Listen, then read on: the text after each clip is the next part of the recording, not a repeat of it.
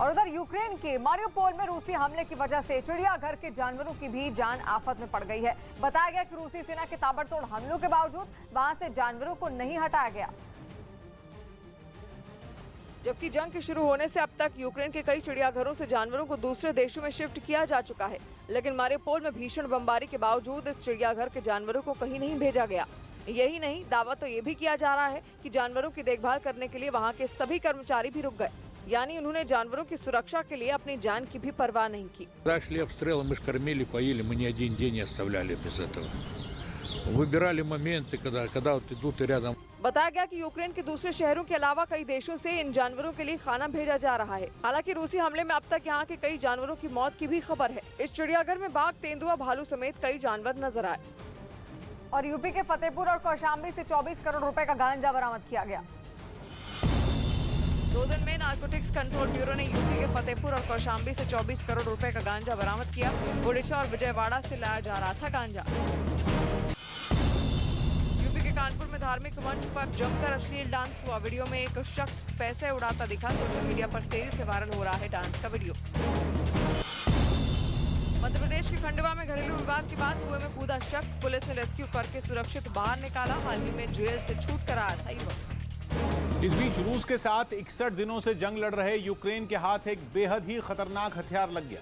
कुछ दिनों पहले ही अमेरिका ने अपने आधुनिक ड्रोन फीनिक्स घोस्ट की एक खेप को यूक्रेन भेज दिया, जिसे जेलेंस्की और उनकी सेना के लिए किसी कवच से कम नहीं बताया जा रहा, क्योंकि अब रूस के खिलाफ यूक्रेन के हाथ एक ऐसा हथियार लग गया जो जंग में उनके लिए संजीवनी साबित हो सकता है। यह हथियार है फीनिक्स घोस्ट नाम का एक ड्रोन, यानी ऐसा ड्रोन जिसे भूत की तरह माना जाता है।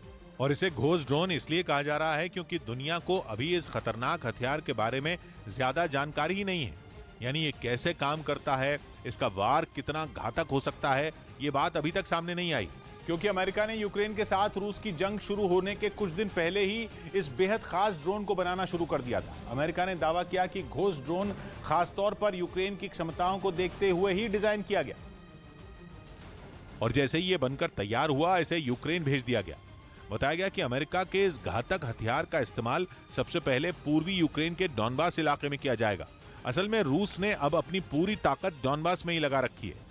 वहां रूसी टैंक और मिसाइलें यूक्रेन की सेना में खलबली मचा रही हैं। ऐसे में माना जा रहा है कि घोस्ट ड्रोन डॉनबास में रूसी सेना को तगड़ी चोट पहुंचा सकते हैं, क्योंकि ये पलक झपकते ही रूसी सेना के ठिकानों और उनके टैंकों को निशाना बना सकते हैं। बताया गया कि यूक्रेन भेजे गए Phoenix ghost drone switch blade drone की तरह ही हैं, जिन्हें अमेरिका ने जंग की शुरुआत में ही यूक्रेन को दिया था, और उन्होंने वहां रूसी सेना को ऐसी चोट पहुंचाई कि स्विच ब्लेड ड्रोन को रूस के टैंकों का काल बता दिया गया।